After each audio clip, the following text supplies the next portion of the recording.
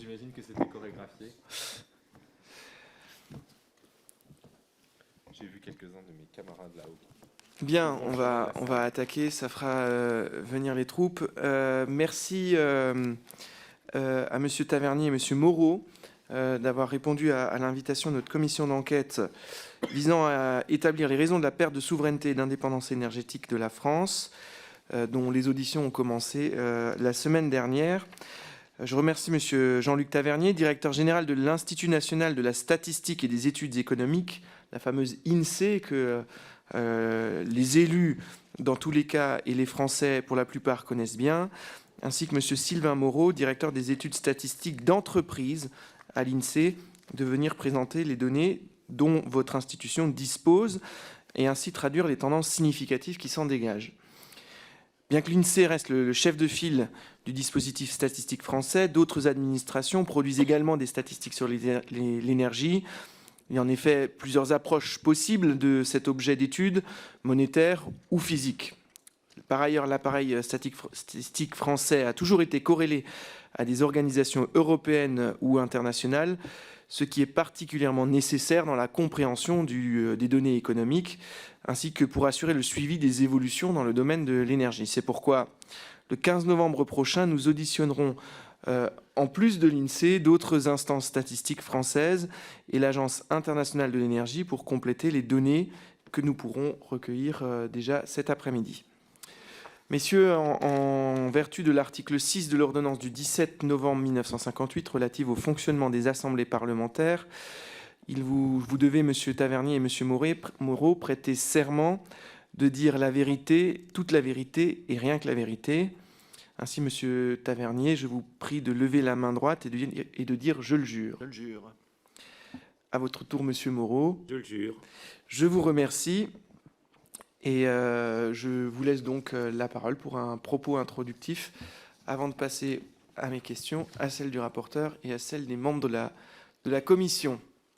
Merci, Monsieur le Président. Donc, je vais présenter, mais sans commenter chacune, enfin, en tout cas pas toutes les diapositives, pas toutes qu'on a mis dans le diaporama, mais je vais vous commenter le diaporama qu'on vous a fait parvenir, avec beaucoup de tableaux, de graphiques, de statistiques et d'informations sur une matière où il y a évidemment beaucoup de choses à dire.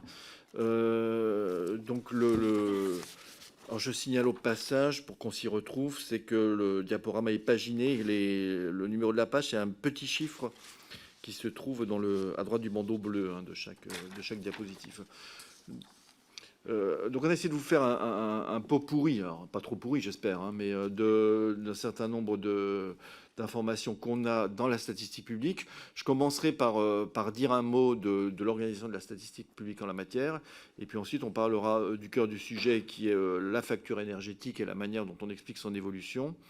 Et puis ensuite on vous montrera ce qu'on a comme indicateur partiel, mais sur la production d'énergie, certains indicateurs, production d'énergie, des comparaisons inter-européennes, et puis l'impact des prix d'énergie, à la fois sur les ménages et les entreprises. Alors, un mot, oui, pour commencer, sur l'organisation de la statistique publique. La statistique publique en France, c'est l'INSEE, qui est un peu le navire amiral, mais qui est assorti de 16 services statistiques ministériels. Et donc, il y en a deux qui vous intéressent particulièrement, mais je crois que vous les avez repérés et que vous les auditionnerez dans quelques jours. C'est le SDES, c'est ça son acronyme, donc le service statistique du ministère de la Transition écologique et actuellement du ministère de la Transition énergétique, qui est ici au Commissariat général au développement durable, donc qui a la main sur toutes les statistiques d'énergie, notamment physiques, en termes d'équivalent de tonnes équivalent pétrole ou de térawattheure, mais je vous donnerai un peu la flaveur de ce qu'ils font dans l'exposé, mais ça vous pourrez les torturer davantage quand vous les verrez. Et aussi le département des statistiques de la direction de la douane sur toutes les données du commerce extérieur, bien entendu. Sachant que ce qu'on fait, et alors en la matière, ça doit répondre à peu près au ratio. Les 2 tiers de ce qu'on fait en matière statistique, c'est régi par des règlements européens à l'heure actuelle. En France, on a encore les moyens d'en faire plus. Il y a des pays où on fait juste, on applique les règlements européens, point barre. Alors, je vais peut-être commencer, donc page 7, par vous présenter la facture énergétique en milliards d'euros. Et son rôle dans l'évolution et la dégradation récente de la balance commerciale. Sujet d'actualité, puisqu'on a encore un chiffre qui est sorti ce matin des douanes, ce matin ou hier. Donc vous voyez une assez grande stabilité du solde commercial tout au long de la décennie. Le graphique commence en 2012 jusqu'à l'avant-Covid, on va dire, avec en gros un excédent léger en matière de biens hors énergie en moyenne. Des services qui sont à l'équilibre, et la correction territoriale, ce sont les échanges de tourisme. C'est les dépenses des étrangers en France, moins la dépense des Français à l'étranger. Donc on voit bien on est un pays touristique et ça apporte l'excédent. Et en négatif, vous avez la balance commerciale sur les biens énergétiques, donc tout ça en milliards d'euros. Quelque chose qui était stable et plutôt en baisse par rapport au début de la décennie. Bien jusque les trimestres récents, où vous voyez que la dégradation en fait de la branche énergie, l'histogramme orange, épouse en gros la dégradation de l'ensemble du solde commercial, le trait bleu, avec un déficit des biens hors énergie qui est apparu. Bon, c'est pas notre sujet, mais qui est compensé à peu près jusqu'à aujourd'hui par l'excédent du tourisme, réapparu après l'interruption du Covid, et un excédent de service qui est dû en partie au fait qu'on a un grand opérateur de fret maritime qui a profité lui aussi de la situation récente. Alors, au graphique suivant, on le présente en part de PIB, le solde des échanges énergétiques. Là, il s'agit de données annuelles qui s'arrêtent en 2021, je crois. Et vous voyez que sur série longue, on a quelque chose qui est autour de 2 points de PIB, la balance des produits énergétiques, avec un point plus élevé pendant toute la période qui a suivi le premier puis le deuxième choc pétrolier. Et puis retour à peu près dans ces eaux-là, 2 points de PIB, voire un peu moins, après le contre-choc pétrolier de 86. Bon, il y a eu des évolutions récentes. On va zoomer là-dessus sur le graphique suivant, page 9, où en plus on a des données trimestrielles. Donc on a des évolutions récentes sur lesquelles je vais revenir ensuite, de dégradation de la facture énergétique, notamment au début de la décennie, autour de 2010, et une réduction de cette facture énergétique à la fin de la décennie. Et puis sa brutale aggravation depuis un peu plus d'un an.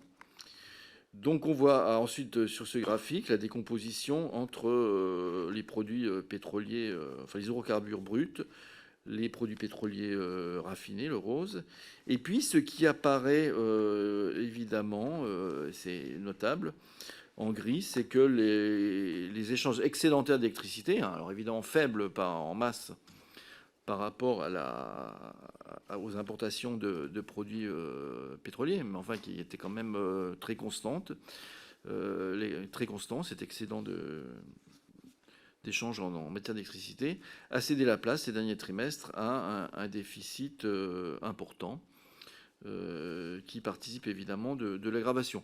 On se retrouve ces derniers trimestres, au dernier trimestre, pas très loin du niveau en part de PIB de la facture énergétique du début des années 80 à son acmé après le deuxième choc pétrolier. Je vais passer le tableau, j'y reviendrai. Je n'ai pas l'intention de vous présenter le tableau, mais j'y reviendrai tout à l'heure pour en dire un mot. Et sur la page 11, oui, je voudrais introduire la manière dont on va décomposer l'explication de cette facture énergétique. En gros, c'est le produit de trois termes. 2 termes de volume et un terme de prix. Les 2 termes de volume, c'est d'une part la part des importations dans l'énergie primaire consommée en quantité physique, on parle bien en volume, Donc ça, c'est est-ce qu'on importe plus ou moins de l'énergie qu'on consomme. Deuxième terme important, c'est notre intensité énergétique de l'activité, de la croissance. Est-ce que la quantité d'énergie consommée rapportée au PIB s'accroît ou décroît? Et puis, puisqu'on a deux termes de volume, il faut évidemment un troisième terme, qui est le prix relatif des importations d'énergie par rapport au PIB. Et les graphiques suivants vont un petit peu illustrer et documenter les trois termes de cette équation. C'est le produit de ces trois termes qui va expliquer l'évolution de la facture énergétique. En ce qui concerne les importations d'énergie rapportées, alors là c'est un graphique sur l'énergie primaire, bon, et c'est de la quantité physique, donc du coup en térawattheure, j'imagine. Et vous trouvez ça dans alors ce petit cahier là où il y a énormément de choses que ma collègue du SDES, du service statistique ministériel de l'environnement, pourra vous décrire à loisir quand vous l'auditionnerez, qui est donc les chiffres clés de l'énergie, où on a notamment pas mal de chiffres sur le bilan énergétique de la France annuel.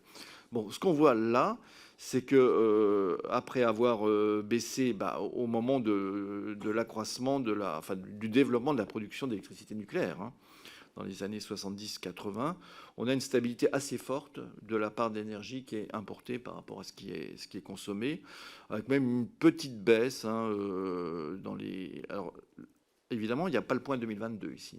On s'arrête avant. C'est 2021. Ça tourne autour de 60%. Et donc ça ne concourt pas à une évolution particulière de la facture énergétique. C'est stable en gros depuis qu'on a le parc nucléaire à maturité.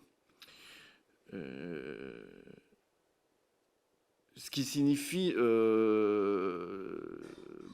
vous voyez, qu'on part de chiffres élevés, a fortiori, on n'a jamais été à 0%, donc on est, mais d'autres vous l'ont dit avant moi, on n'est pas en situation, ça fait longtemps qu'on n'est pas en situation d'indépendance et de souveraineté énergétique, puisque le titre de votre commission, c'est la perte de l'indépendance. La perte, elle est ancestrale. On importe, pas depuis toujours, mais depuis plusieurs décennies, sinon plusieurs siècles. Bon, le deuxième terme que je voudrais commenter, c'est l'intensité énergétique du PIB, c'est-à-dire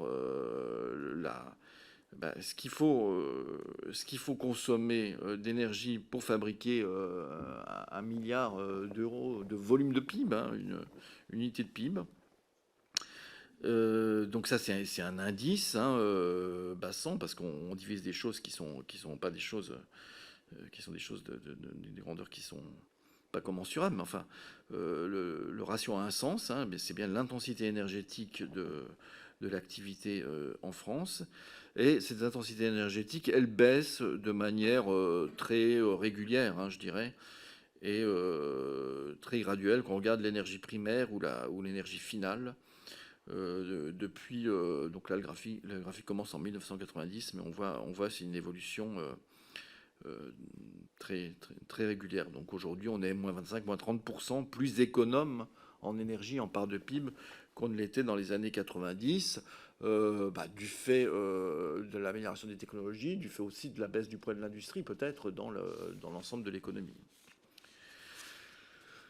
Alors j'en viens ensuite je vais peut-être passer tout de suite le graphique, page 14, pour vous montrer le graphique de la page 15, puisque c'est le troisième terme de l'équation, et c'est celui qui fait la variance sur la période récente, c'est le prix des importations d'énergie rapporté au prix du PIB. Donc on voit, donc c'est l'ensemble de l'énergie importée qu'on rapporte au prix du PIB. Donc on voit que c'est un peu chahuté, mais enfin il n'y a pas de tendance établie, ça a été élevé bien sûr entre les chocs pétroliers et le contre-choc pétrolier de 86. Ça a baissé ensuite, ça a remonté dans le courant des années 2000. Il y a eu un petit peu d'évolution, on va le voir sur le graphique précédent, autour de la crise financière de la fin des années 2000 et le rebond du début des années 2010. Mais vous voyez qu'on était avant la période de crise récente, on était à des niveaux qui étaient assez commensurables, voire inférieurs aux moyennes historiques sur le prix de l'énergie, le prix relatif de l'énergie importée. Bon, évidemment, ça s'accroît terriblement sur les derniers trimestres et ça monte à des niveaux du coup inédits. Hein. Et donc de ces trois termes, on a bien stabilité de la part de l'énergie importée sur l'énergie consommée, baisse de l'intensité énergétique, mais forte variation du prix. Et c'est ça qui fait la variance de la facture énergétique elle-même. Alors une grande partie, je reviens sur le tableau que je n'ai pas commenté tout à l'heure, hein, page 10. Donc une grande partie des chiffres que vous pouvez, si vous voulez après avoir des chiffres annuels et puis des séries qui distinguent les différentes sources d'énergie, à la fois en données physiques, en térawattheures ou en données en valeur en euros, vous les avez dans ces bilans annuels du SDES et vous pourrez poser toutes les questions que vous voudrez à Béatrice Enilio, la chef du service, quand vous l'auditionnerez. Peut-être un mot, je reviens sur, puisque dans ces évolutions des prix relatifs, le prix des hydrocarbures, le prix du pétrole et le prix du gaz jouent un rôle évidemment éminent. Donc juste pour rappeler sur la base du graphique précédent, celui de la page 14, qu'on a eu le sentiment, notamment au milieu de la décennie passée, hein, au milieu des années 2010, que le développement massif de la production de pétrole et de gaz non conventionnel, de gaz de schiste, etc., bitumeux aux États-Unis, au Canada, qui en gros était rentable à 40-50 dollars le baril de mémoire, faisait une ancre du prix autour de ce niveau-là. Hein. Et ça a bien marché hein, pendant plusieurs années. Pendant plusieurs années, en dépit éventuellement des décisions de ce qui se passait côté OPEP, on avait l'impression que le prix ne pouvait pas avoir de tendance durable à la hausse compte tenu de la capacité de substituer du pétrole et du gaz non conventionnel. Ça, évidemment, c'est quelque chose qui a pris fin tout récemment, mais qui, je pense, a impacté beaucoup, était très présent dans les esprits pendant plusieurs années. On a dû faire, je crois, un dossier dans la note de conjoncture là-dessus, il y a quelques années, par exemple. Bien. Alors, pour résumer, je vais peut-être passer à page 17. Vous avez un graphique sur la part des importations dans la dépense intérieure en énergie. Vous voyez que en volume, c'est la courbe jaune, c'est assez stable, et qu'en bleu, évidemment, ça prend toute la volatilité des évolutions de prix relatifs. Peut-être que je vais passer ensuite à quelques graphiques. Alors là aussi, c'est pour vous donner envie d'en savoir plus quand vous poursuivrez les auditions, donc que vous trouvez dans ces bilans de l'énergie du service de statistique de l'environnement, dont Sylvain est l'ancien patron d'ailleurs. Hein, voilà.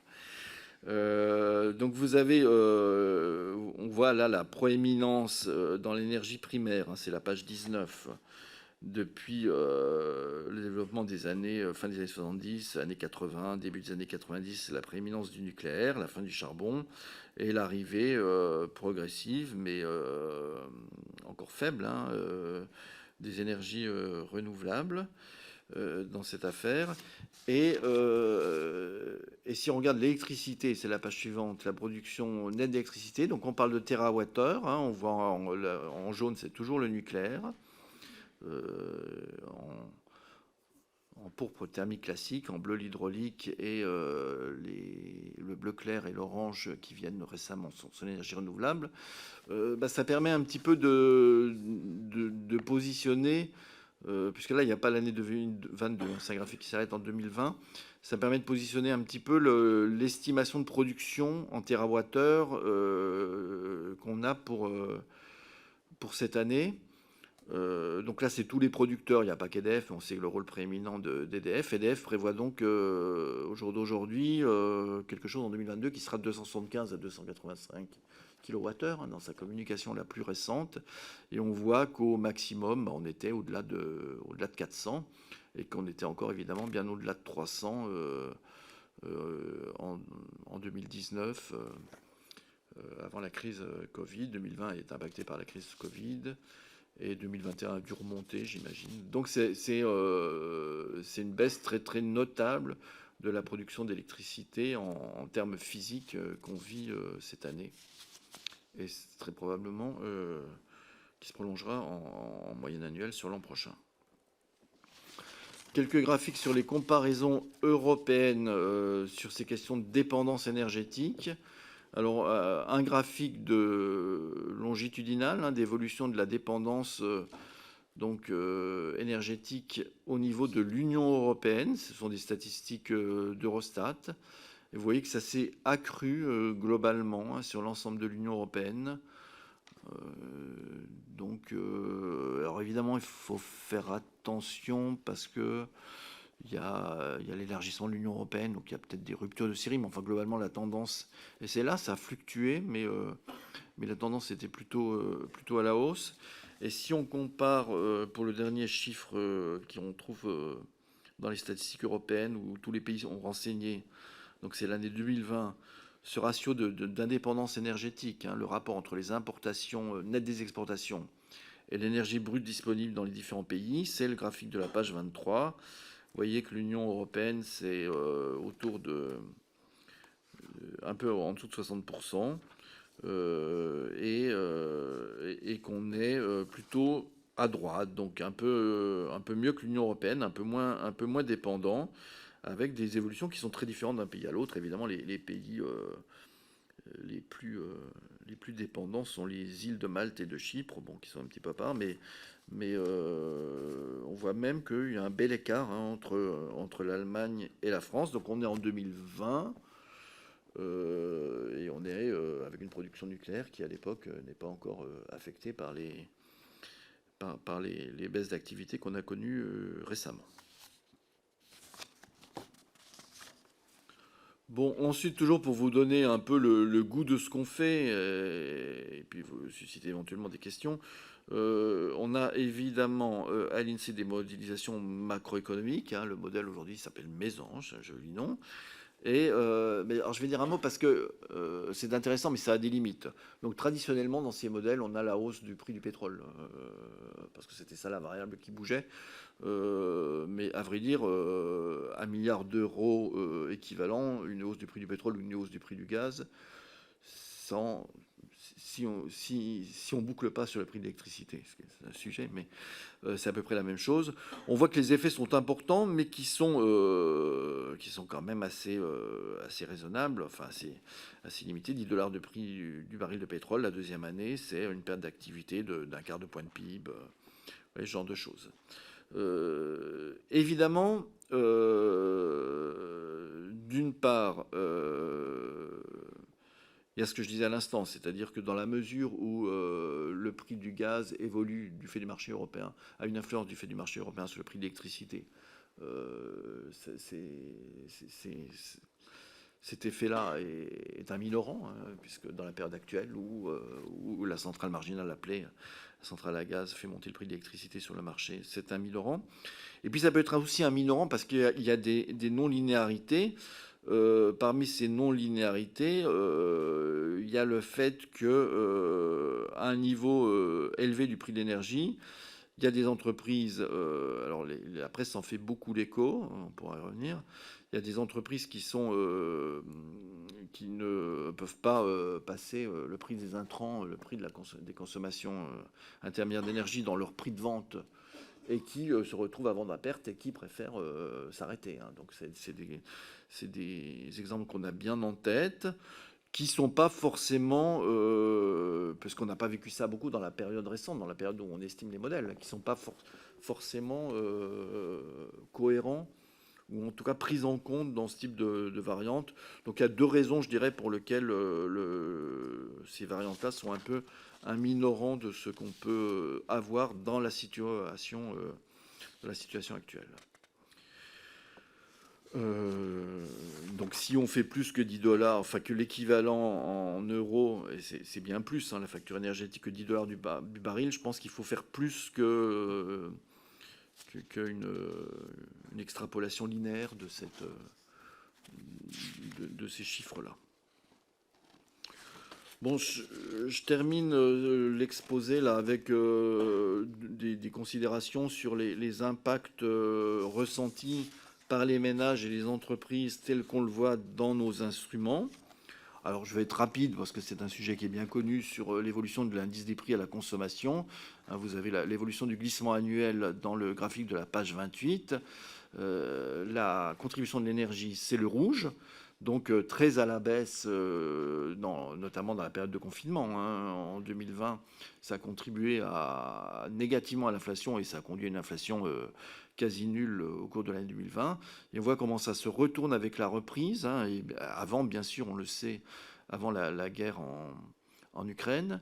Et que c'est la première contribution, notamment au début de l'année 2022, c'est la première contribution au redressement très rapide de l'inflation. Au jour d'aujourd'hui, si vous regardez le dernier point, donc on a 6,2 d'inflation estimée en glissement annuel en octobre. La plus grosse contribution, ce n'est plus l'énergie en France. C'est l'alimentation, parce que la hausse des prix des matières premières et aussi un peu de l'énergie en amont pour les agriculteurs et l'industrie agroalimentaire passe graduellement dans les prix de détail et on voit que aujourd'hui la contribution donc de l'histogramme vert, la contribution la barre verte, elle est plus élevée que celle de l'énergie. Aussi parce que, bien sûr, on est sous l'empire du bouclier tarifaire et de la remise des prix à la pompe en ce moment. Et donc, ça pèse sur la taille de la partie rouge du graphique. C'est quelque chose qu'on a documenté et sur lequel on a publié à plusieurs reprises. En gros, on dit que alors c'est des calculs qui avaient été faits sur le deuxième trimestre 2022. Bon, c'est que la hausse des prix de l'énergie avait un effet de 2 points directs et peut-être jusqu'à 1 point, peut-être un majorant, mais enfin jusqu'à 3 points.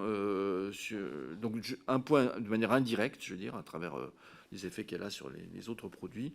Donc la hausse des prix de l'énergie, ça serait 3 points de l'inflation qui est enregistrée à la mi-année 2022.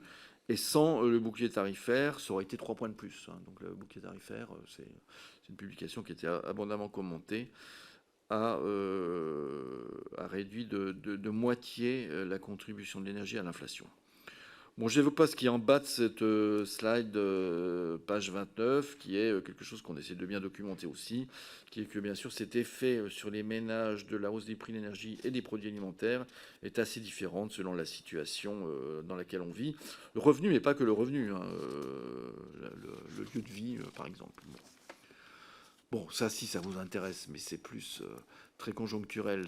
On voit... Enfin, si je vais quand même en dire un mot du graphique suivant, page 30, ce sont les dépenses en carburant par carte bancaire. Vous savez que c'est un des intérêts de la crise que d'avoir pu catalyser des partenariats nouveaux. Donc on a maintenant les transactions par carte bancaire régulièrement. Et donc ça, c'est c'est quelque chose qui montre que y a un effet des prix sur la dépense. On voit bien que c'est toujours en écart à 2019, que récemment on est en négatif. Et puis on voit bien sûr l'effet sur les ménages de l'évolution des conditions tarifaires.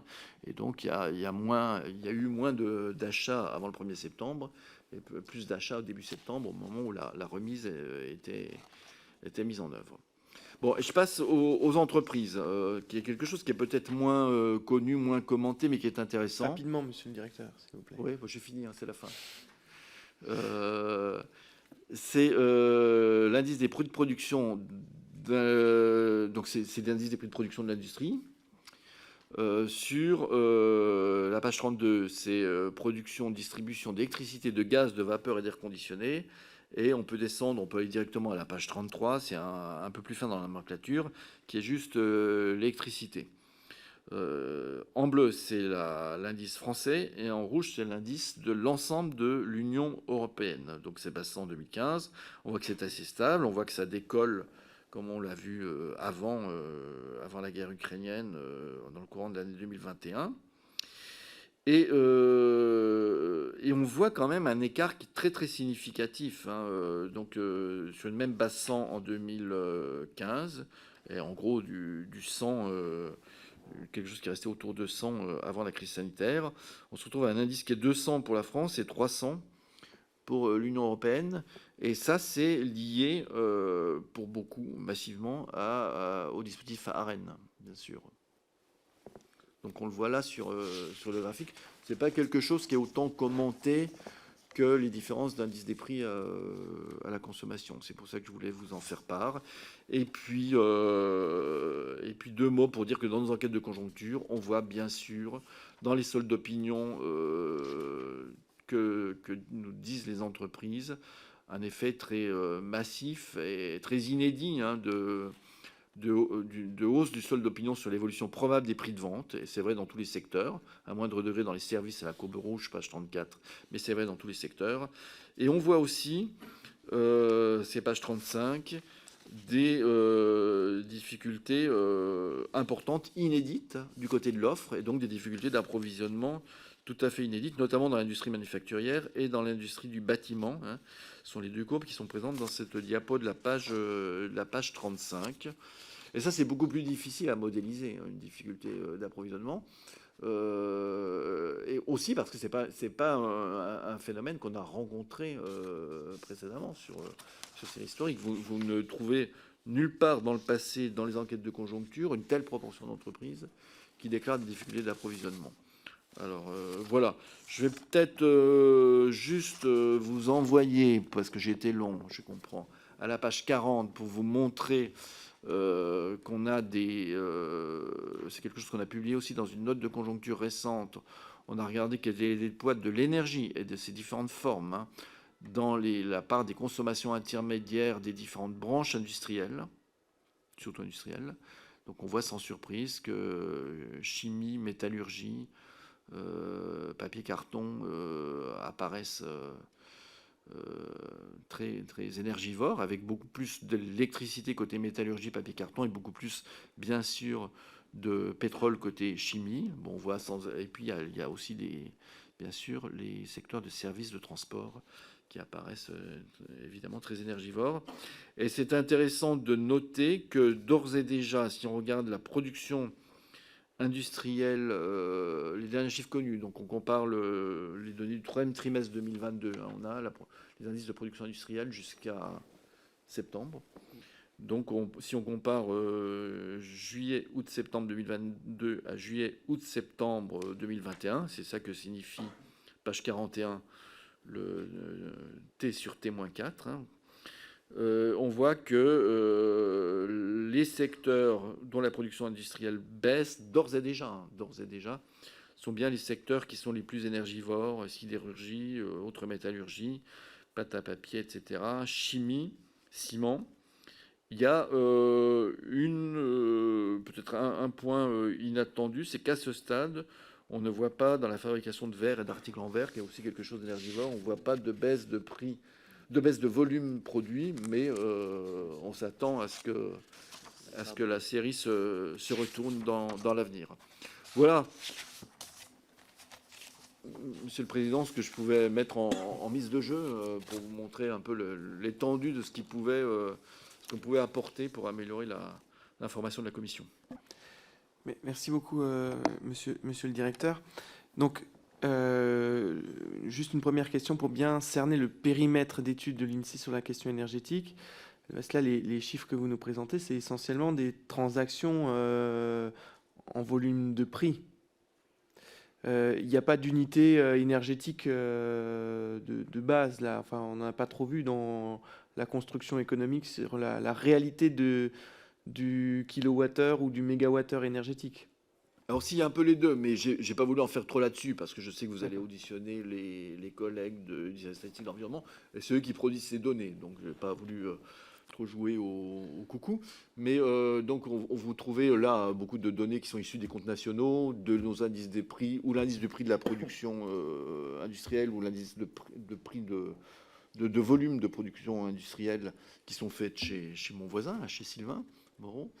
Mais il y a un certain nombre de graphiques qui sont en volume. Hein. Au début, quand je parlais notamment de l'intensité énergétique, il s'agit bien de comparer le volume de l'énergie dépensée, enfin utilisée, exploitée pour faire une unité de PIB. Et il y a aussi quelques graphiques que j'ai présentés sur la production d'électricité pour indiquer où est le point d'EDF aujourd'hui, qui sont en térawattheure, donc vraiment en unité physique. Donc il y a un peu, selon les graphiques, des choses qui relèvent plus de comptes, qui sont en valeur en euros ou en milliards d'euros, ou qui sont en unité physique. Du coup, bon, il y a un élément qui est au cœur de la décision publique en matière énergétique, c'est les scénarios prospectifs, en matière notamment de consommation d'énergie.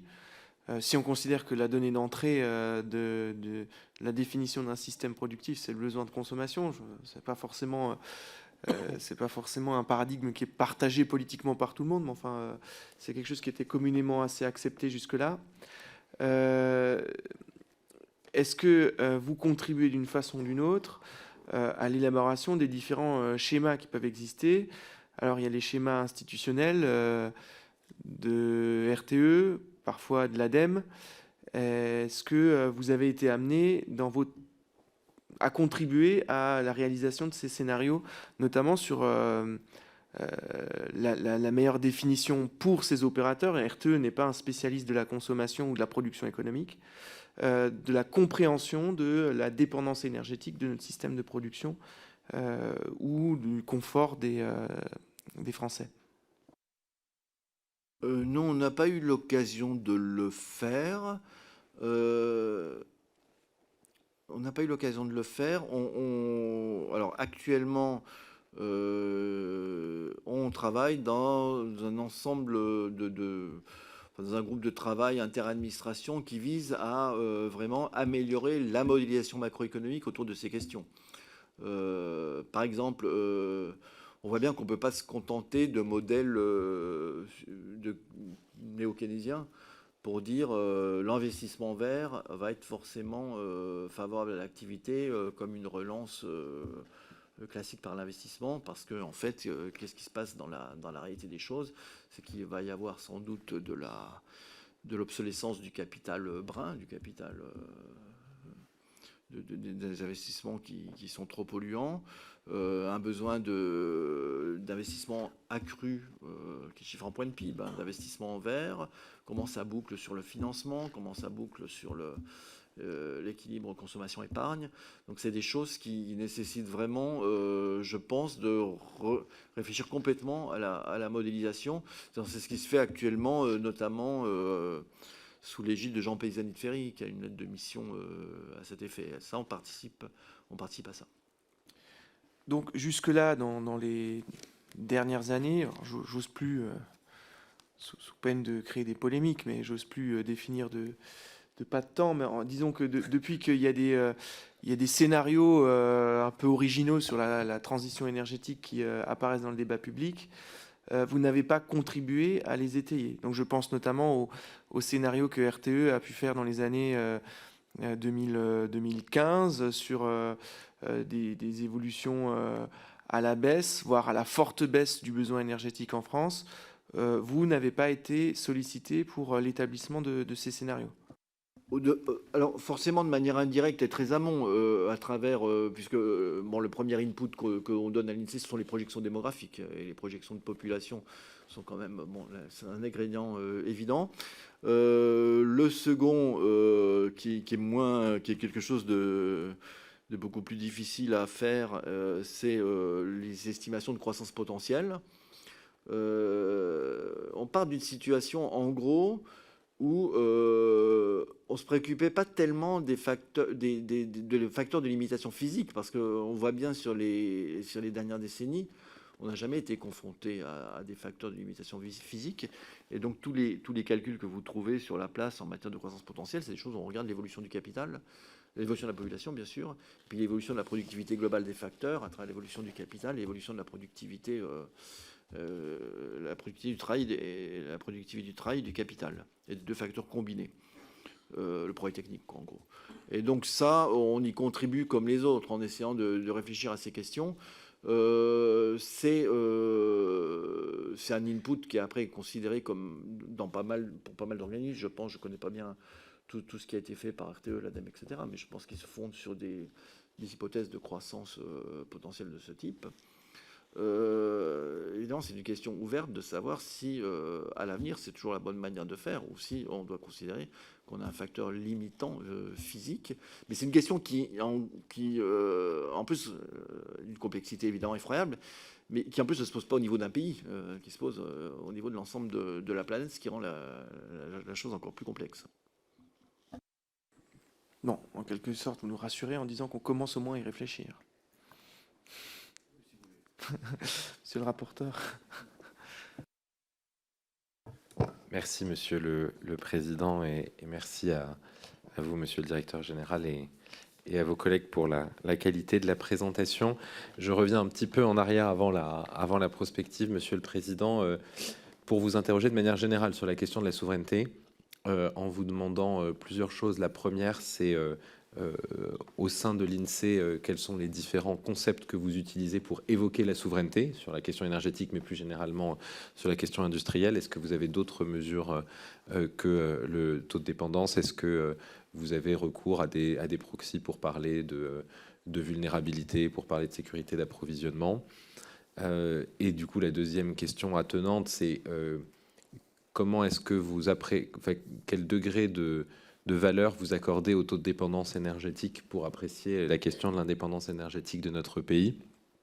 Est-ce que ça vous semble une approximation intéressante, en particulier en comparaison internationale, connaissant évidemment la diversité des données qui existent entre les pays et connaissant les limites de cet indicateur? Je vous remercie.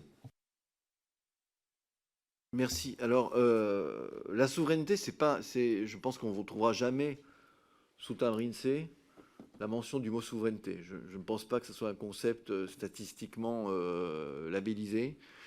Et donc, c'est pour ça que j'ai préféré, je ne vais pas parler de souveraineté, mais je vous présente les faits, c'est-à-dire la facture énergétique en part de PIB, qui me paraît être un bon indicateur de notre dépendance, au moins en termes monétaires. Ouais. Et puis aussi des choses sur l'évolution physique, en termes de térawattheure. Je pense que les comparaisons internationales, alors il y en a sans doute d'autres, on n'a pas eu dans le temps, dans le délai là de vous, puis il y avait déjà pas mal de graphiques, mais ce qui est publié par Eurostat en la matière, comme le graphique que je vous ai présenté sur le taux de dépendance, oui, je pense que c'est quelque chose de robuste. Il n'y a pas lieu de penser. Il faut qu'on fasse attention, je le disais quand j'ai commenté la diapo, à l'évolution du périmètre de l'Union européenne, hein, qui a évolué au fil du temps. On va faire des élargissements. Donc il faut voir comment ça a été traité par Eurostat. Je ne sais pas si on a eu le temps de regarder, je ne pense pas. Mais on pourra faire ça pour vous si vous le souhaitez. Mais ces comparaisons-là, ça c'est pour la série. Le graphique qui montre la comparaison aujourd'hui d'un pays à l'autre du taux de dépendance, non, je pense que c'est quelque chose d'assez robuste. Le sujet nouveau, je pense, pour l'appareil statistique qui apparaît sur l'énergie aujourd'hui et qui est apparu il y a bientôt 3 ans sur les questions sanitaires, ce sont les questions de dépendance des chaînes de valeur, de résilience, qui est un sujet sur lequel il faut sans doute qu'on réfléchisse à savoir comment on peut statistiquement mieux éclairer les choses. C'est extrêmement difficile parce que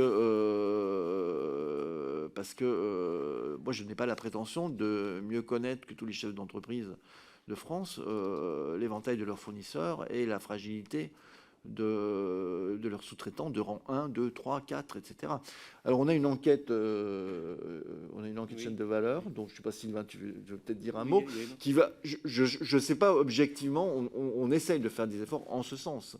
Mais on voit bien que les questions de résilience sont des choses qui sont, d'un point de vue statistique, très, très difficiles. Alors, c'est un objet un peu nouveau. Hein. On vit dans un monde où on s'en préoccupait peu. Donc là, on se rend compte qu'il faut sans doute s'en préoccuper davantage dans le monde tel qu'il se dessine de façon géopolitique.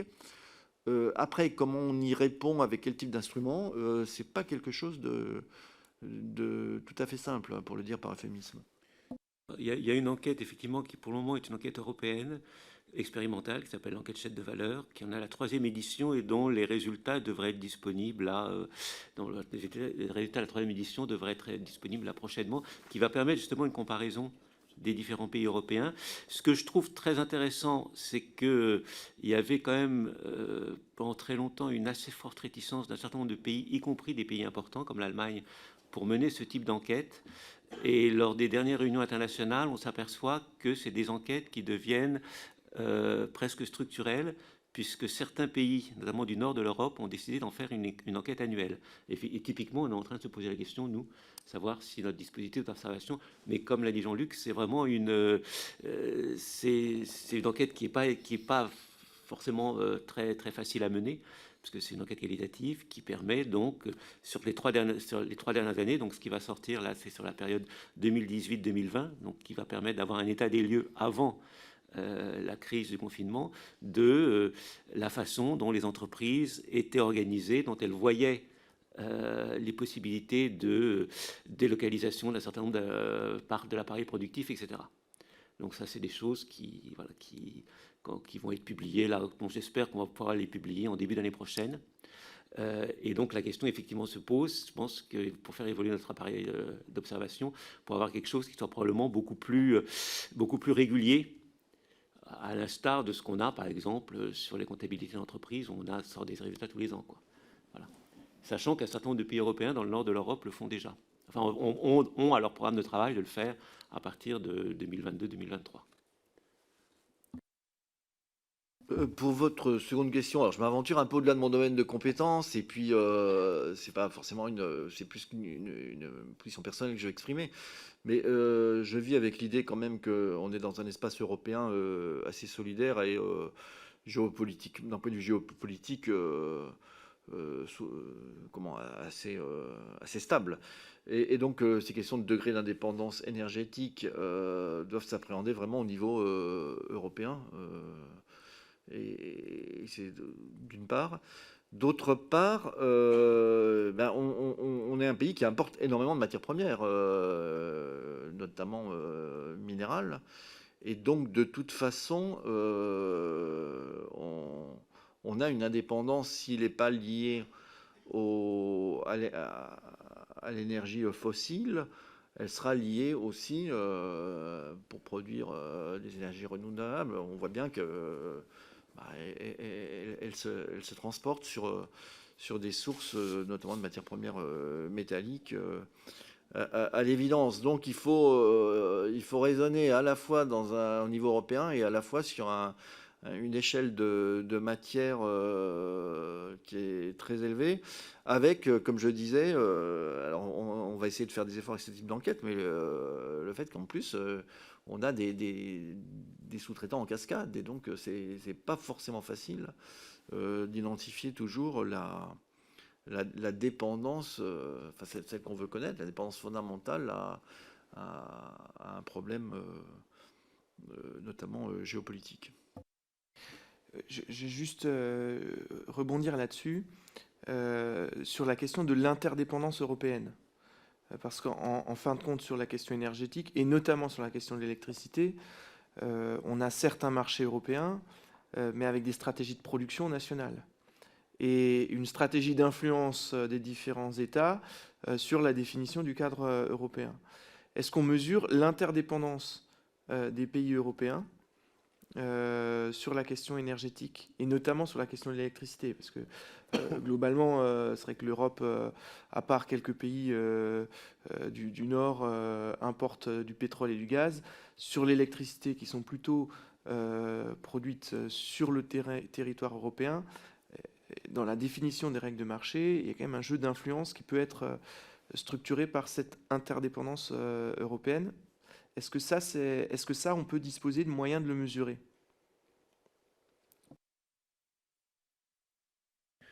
Alors, c'est vraiment pas un domaine sur lequel l'INSEE publie, mais on voit bien qu'on a une description exhaustive des échanges effectifs d'énergie et d'électricité entre les pays. Ça, c'est quelque chose que les statisticiens des douanes pourront vous présenter, évidemment. Et d'autre part, je pense qu'on a, si les capacités d'interconnexion ne sont pas toujours complètement saturées, et donc si elles peuvent être supérieures ou pas aux échanges effectifs, je pense qu'on a une assez bonne connaissance des capacités d'échange entre les pays. Et c'est bien sur la base de ces connaissances-là que la Commission européenne a accepté le principe de séparer la péninsule ibérique du reste de l'Europe. Donc je pense que c'est quelque chose qui est assez bien documenté, même si j'en suis pas un spécialiste. C'est bien documenté ça, parce qu'effectivement, là, enfin, dans les enquêtes qui existent, alors qui vous seront présentées le 15, c'est-à-dire qu'il y a des enquêtes que nous on fait, qui sont effectivement des enquêtes qui répondent à des règlements statistiques, ce que fait l'INSEE, mais ce que fait le SDES, vous allez voir des enquêtes qui permettent de répondre qui sont des enquêtes de la Commission, donc la Direction Générale Énergie, donc ça, ma collègue vous le présentera, qui permettent justement d'avoir, sur des aspects prix et sur des aspects régulation des volumes, d'avoir un certain nombre d'informations. Donc ça, je pense que c'est des choses qui sont facilement accessibles au niveau de la Commission. Mais bon, ça, je pense que Béatrice Sédillot pourra vous en parler de façon plus détaillée. Merci. Je passe à la dépendance énergétique. Donc, au sens propre, je reviens sur votre slide 22, sur la dépendance énergétique au niveau européen. Si je lis bien, c'est donc l'ensemble des énergies, hein, c'est électricité, fossile, etc., compilé. C'est bien ça. J'imagine qu'il existe la même chose par énergie. Est-ce que vous avez une analyse de l'évolution à la hausse hors crise, de la tendance à la hausse depuis les années 90? Non. Alors moi, quand j'ai vu le graphique, on a construit le diaporama ces derniers jours, on a itéré, etc. Donc on s'est dit qu'il fallait rajouter des comparaisons européennes. Le graphique m'a un peu interpellé. C'est les montagnes russes de la décennie 2010. Qu'on voit pas en termes, qu'on voit pas à cette hauteur-là dans les données françaises. Donc c'est quelque chose qu'il faut qu'on regarde, ou peut-être qu'il y a des gens compétents à Eurostat que vous pourriez solliciter aussi à cet effet. Moi, j'ai pas d'informations, non, j'ai pas d'analyse à ce stade. Merci. En effet, on a prévu d'échanger avec Eurostat. Je passe peut-être à la dépendance énergétique par État membre, donc juste après 23, pour vous demander, peut-être vous l'avez fait rapidement, mais de commenter à nouveau ce graphique avec peut-être une spécificité d'un certain nombre de pays, ou bien parce qu'ils ont des ressources, ou bien parce que leur taille, enfin des ressources, je veux dire, sur leur territoire national, ou bien parce que leur taille les place dans une situation particulière, et peut-être nous dire si vous avez une appréciation de la place de la France, et peut-être aussi si vous avez une appréciation de la place de la France en historique, puisque ce ratio a beaucoup évolué pour la France depuis les années 70, bien sûr. Je ne sais pas s'il a beaucoup évolué pour les autres pays. J'imagine qu'il a peut-être plus évolué pour la France au vu de l'augmentation de sa production nucléaire. Et peut-être aussi nous indiquer la méthodologie derrière. Alors, je vais vous décevoir un peu, monsieur le rapporteur, parce que alors moi, j'essaie de faire de mon mieux pour produire et commenter les statistiques nationales, mais alors celles des autres pays, non, à part vous dire qu'elles existent, que je pense que Eurostat, je vis avec l'idée qu'Eurostat fait fait bien son boulot. Et donc, quand Eurostat publie des chiffres, c'est qu'on juge qu'elles sont faites de manière suffisamment comparable et homogène pour être publiées. Le résultat d'ensemble m'a pas surpris. C'est-à-dire que la France, on voit bien qu'on était parti c'est un graphique que je montrais précédemment, hein, d'une dépendance bien plus forte avant le développement de l'énergie nucléaire. Et donc, le taux qui est là est comparable avec la série nationale que je présentais précédemment. Je ne suis pas surpris qu'un pays comme l'Allemagne, c'est assez commenté depuis plusieurs mois, soit à un degré de dépendance bien plus élevé. Ce sont des années de 2020, mais 2020, il y avait déjà plus d'énergie nucléaire en Allemagne, je crois bien, depuis un certain temps. Et puis de toute façon, elle n'avait jamais atteint le poids qu'elle avait eu en France, je crois. Et donc, je ne suis pas surpris tellement de la hiérarchie. Je ne saurais pas, en revanche, vous commenter. On voit bien nous, on a une stabilité assez forte de ce taux depuis la maturité du nucléaire jusqu'à une période très, très récente. Quand on voit la courbe européenne qui était le graphique précédent, on se dit que cette stabilité-là, au cours de la décennie 2010, ça ne devait pas être le cas partout, mais je ne saurais pas objectivement vous le commenter. On peut vous servir d'intermédiaire, encore une fois, vis-à-vis d'Eurostat, vis-à-vis de l'AIE ou vis-à-vis de l'OCDE, mais c'est vraiment plus du côté des organisations internationales en charge qu'il faut regarder. Sylvain, tu as des lumières particulières, toi, sur le... Non.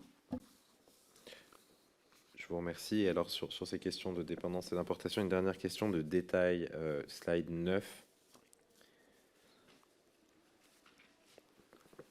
C'est trimestriel, mais la tendance est la même. Dites-moi si je me trompe, mais j'observe, c'est congruent avec les autres statistiques au demeurant, mais j'observe une baisse des exportations d'électricité pour la France post-crise. On a la césure de la crise, c'est bien les barres grises, hein, les histogrammes gris qui correspondent aux exportations d'électricité. Mais peut-être que je me trompe parce que c'est petit, j'ai l'impression qu'il y a une baisse nette en tendance post-crise de 2008 et que nos exportations d'électricité restent durablement plus basses. Est-ce que c'est moi qui lis mal? Est-ce que vous confirmez ou m'infirmez?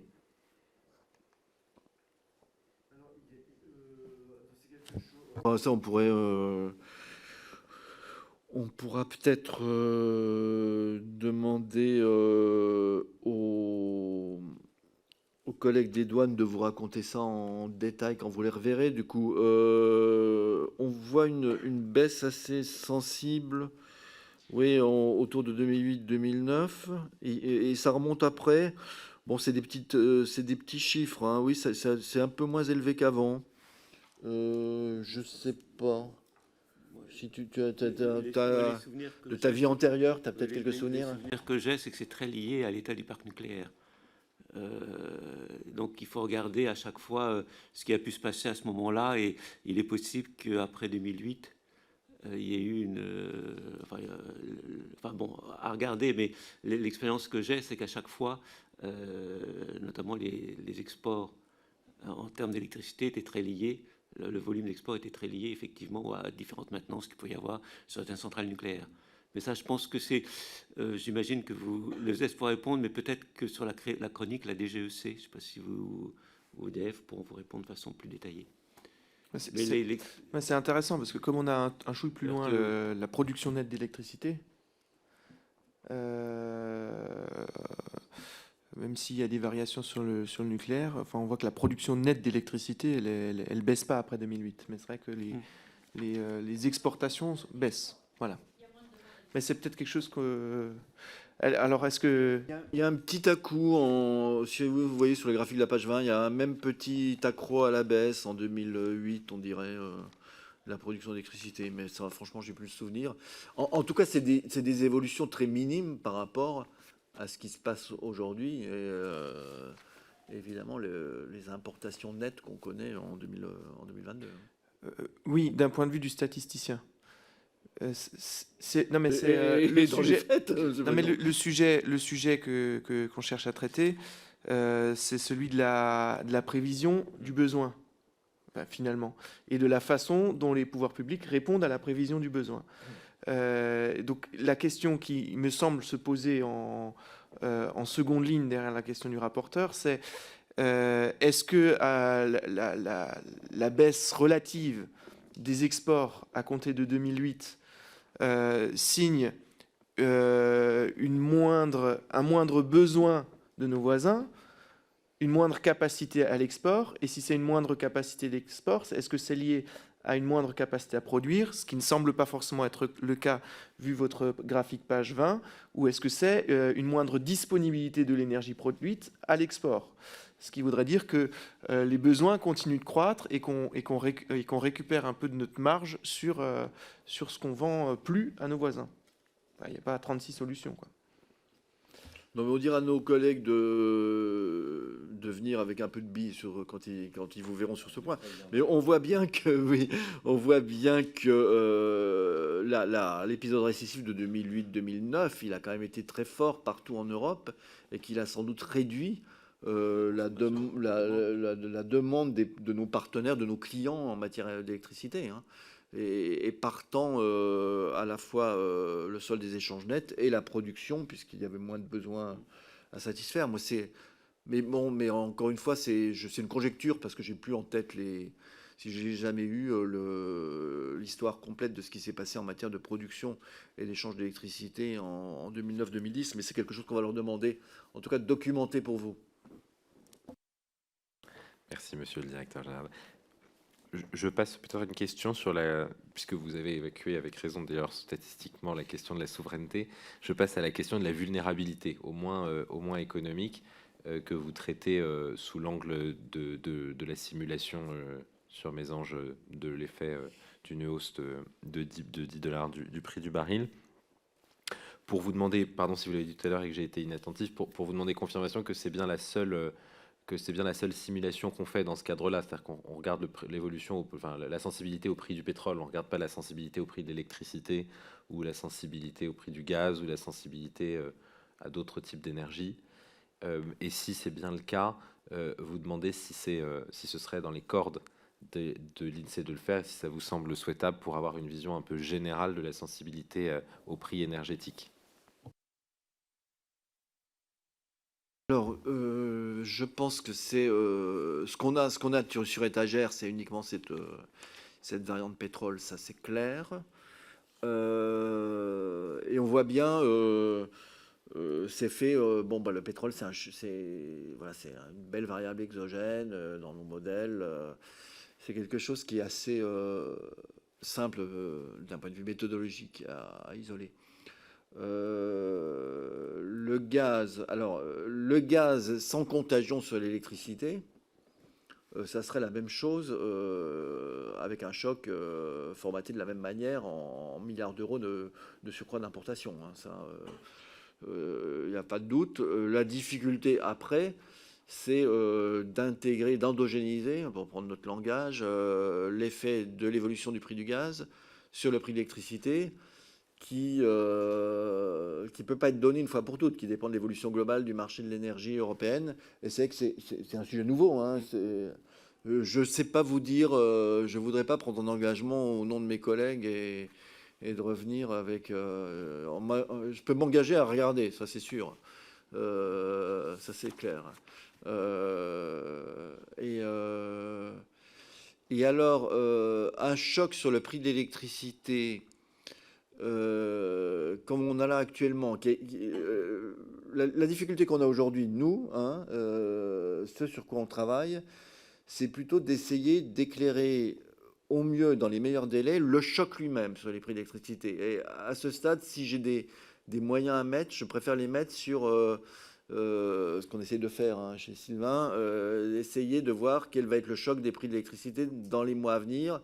Sachant que vous savez bien que la variété des contrats, les clauses de prix, etc., sont d'une telle variété que c'est un vrai challenge pour le statisticien. Donc aujourd'hui, nous, on est très, je pense, robuste assez fiable. Sur ce que je vous ai montré, l'indice de prix de production, on regarde ce que les entreprises ont payé, ce qu'elles ont eu dans leur facturation jusqu'au mois passé. On a des chiffres jusqu'à, qu'est-ce que je disais, septembre.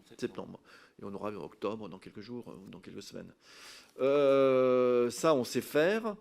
Savoir ce qui attend les entreprises du fait de l'évolution de leurs contrats, etc., c'est quelque chose qu'on n'a pas et sur lequel, voilà, moi, si j'ai des moyens à mettre, j'essaye de les mettre là-dessus, sans garantie de résultat. Mais c'est ça qu'on essaye de faire pour éclairer au mieux la situation, à la fois ce qu'attendent les entreprises et puis la réponse des pouvoirs publics en matière de bouclier tarifaire pour les entreprises.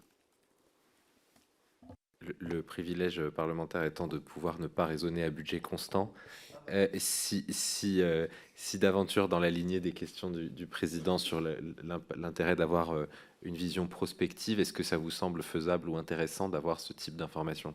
Ah, je vais vous répondre par une pirouette, une taquinerie. Vous avez un autre privilège, monsieur le député, en tant que législateur, c'est d'accroître le budget. Non, mais je vais faire la même réponse pour être, pour quand même ne pas me contenter de cette pirouette. Je vais faire la même réponse que sur le gaz. Je vais regarder avec les équipes s'il est possible de voir ce qu'on peut faire en matière de prix de l'électricité. Ça me paraît, c'est super compliqué parce que quel est le choc, quoi. Enfin bon, non, je vais pas élaborer, mais bon, je m'engage à regarder. Merci beaucoup. Une dernière question, une avant-dernière question de mon côté. Sur la slide 35, sur la question de la difficulté d'approvisionnement, ça rejoint très largement ce que vous disiez, ainsi que M. Moreau, sur la question d'appréhender les chaînes de valeur et la difficulté de savoir ce que veut dire avoir une difficulté d'approvisionnement. Je comprends qu'il s'agit ici de données brutes, si j'ose dire, traitées bien sûr, saisonnalisées et puis pondérées par le chiffre d'affaires, mais il s'agit d'une déclaration en fait. Est-ce que vous envisagez, deux questions. Premièrement, est-ce que vous envisagez une manière d'objectiver la difficulté d'approvisionnement? Et deuxièmement, eu égard aux données que vous avez en série, est-ce que vous travaillez ou est-ce que vous imaginez une manière de traiter la relation entre les difficultés d'approvisionnement, les niveaux de prix, les niveaux d'évolution de production, pour essayer d'en tirer des leçons en termes de vulnérabilité? Alors, oui, un peu d'explication, et puis effectivement, il y a plusieurs choses à faire à l'avenir. La première chose, c'est là, c'est quelque chose d'assez, comme dans toutes les enquêtes de conjoncture, on demande aux entreprises, est-ce que vous ressentez est-ce que votre production est limitée par des facteurs d'offre ou des facteurs de demande? Est-ce que vous souffrez de difficultés d'approvisionnement de façon significative? Oui, non. Et puis, le solde, la proportion, c'est la part d'entreprise en pondérant quand même par le chiffre d'affaires. Mais ça ne dit rien à ce stade-là de la prégnance de ces difficultés. Et, bon, on imagine si les entreprises répondent qu'elles ont des difficultés d'approvisionnement, c'est que c'est quelque chose pour elles de significatif et qui va entraver leur production. Mais ça ne dit pas si ça veut dire que la production va être réduite ou s'il va falloir complètement arrêter une chaîne de production, par exemple. Donc là, il y a... Alors, on va essayer, on essaye là, mais je me livre. Dans les dernières enquêtes de conjoncture, celle du mois de novembre, on a essayé d'ajouter des questions un peu complémentaires sur la question de notamment alors moins de difficultés d'approvisionnement, je dirais que conséquence des hausses de prix de l'énergie. Parce que, encore une fois, ça peut être non linéaire. C'est pas la même chose de dire oui, je souffre d'une hausse de prix d'énergie et je vais réfléchir à moduler un peu, etc. Et puis, j'arrête complètement un haut fourneau, une ligne de production, une usine. Et bon. Donc, on va essayer d'ajouter des questions complémentaires. Je parle avec prudence parce qu'à chaque fois qu'on ajoute des questions, notamment un peu qualitatives, on ne sait jamais trop comment ça va être, si ça va rencontrer du succès ou pas, si ça va être exploitable ou pas. Mais si c'est exploitable, vous le saurez dans les semaines qui viennent, on publiera. La deuxième chose qu'on peut faire, bien sûr, mais avec le recul, c'est on regardera si les entreprises qui ont signalé des difficultés d'approvisionnement sont celles dont l'activité ou les secteurs dont l'activité a baissé a posteriori. Mais pour ça, il nous faut un petit peu de recul, évidemment. Et puis, ce qu'on a fait également, je ne sais pas si je réponds complètement à votre interrogation, mais enfin, j'essaye en tous les cas, c'est qu'on avait posé des questions particulières pour savoir si c'était pour les difficultés d'approvisionnement qui étaient liées à la guerre en Ukraine. Et c'est, je ne l'ai pas commenté, mais c'est les graphiques de la page 36. On a eu une interrogation en juin, une interrogation en septembre, donc c'était assez réactif par rapport au conflit ukrainien. Et on voit que les difficultés liées directement ou indirectement à la guerre en Ukraine, c'est les histogrammes, les surfaces orange et rouge, la part des entreprises qui en déclarent. Donc c'est très variable selon les secteurs. Et ça s'est plutôt réduit, sauf dans les matériels de transport, où en septembre, ça s'était fortement accru par rapport à la période précédente. Voilà comment on essaye d'identifier les choses. Tu veux peut-être ajouter quelque chose, Sylvain? Oui, ce que je peux dire sur les difficultés d'approvisionnement, on voit quand même typiquement les derniers graphiques qui sont les graphiques de l'impact sur l'activité. C'est quelque chose qu'on a vu et qu'on a vu notamment pendant le confinement de façon très spécifique sur certains secteurs, notamment le secteur de l'automobile. Ça fait partie des choses qui ont été... il y a certaines chaînes qui ont fermé et ça s'est vu de façon très significative.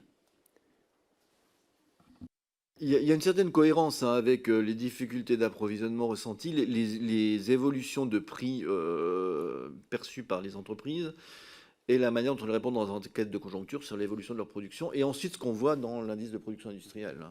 Donc on n'a pas la global picture, mais on voit que pour l'instant c'est assez cohérent, à cette singularité que je mentionnais tout à l'heure, que dans le vert on n'avait pas encore vu à ce jour, donc jusqu'au mois de septembre, de baisse de production. Merci beaucoup. Et toute dernière question, mais je pense avoir la réponse malheureusement. Vous n'avez pas de suivi des réserves d'énergie ou des stocks stratégiques constitués, ou ne mesurez pas d'une manière ou d'une autre le stock de ressources naturelles qui serait sur le territoire national à un moment donné? Le SDES le fait, donc ma collègue pourra vous en parler. Oui, sur le gaz et sur le pétrole aussi. Enfin, ouais. Je pense parce que c'était il y avait une politique européenne, et je pense que si j'en crois mes dernières discussions avec la directrice générale d'Eurostat, on a sur le stockage de gaz des données très comparables entre les pays européens et une corrélation dans tous les pays homogènes. Et dans la comptabilité des entreprises, vous avez fait des statistiques sur les stocks. Donc il y a forcément un peu de stock énergétique, mais c'est sûrement marginal, quoi. Alors là, oui, je pense, oui, parce que en fait, la question qui se pose, c'est dans le plan comptable. Alors, ça dépend après les secteurs. On ne fait pas le distinguo entre les sources d'énergie. C'est énergie eau. Alors, on voit bien que sur certains secteurs, c'est principalement l'énergie, l'électricité. Et puis, pour d'autres secteurs très industriels, l'énergie eau, parfois, c'est très difficile de faire le ratio entre ce qui relève de la consommation d'eau et ce qui relève de la consommation d'énergie. Mais effectivement, c'est partie des choses qu'on est en train de voir. Qu'on est en train de regarder parce que on enrichit le plan comptable avec une enquête sur lequel effectivement qu'on pourrait faire évoluer sur ce sujet-là. Mais ça n'arrive qu'avec 2 ans de retard. Oui, et c'est annuel. Quand on aura l'Elias, et c'est annuel. Donc, 2 ans de retard, 1 an et demi, quoi. Oui. Voilà, donc c'est. Oui. On n'exploite pas les comptes infra-annuels des entreprises. Je ne voudrais pas être responsable d'une évolution du plan comptable général. Est-ce que nos collègues présents ont des questions? Non, ça va, pas de...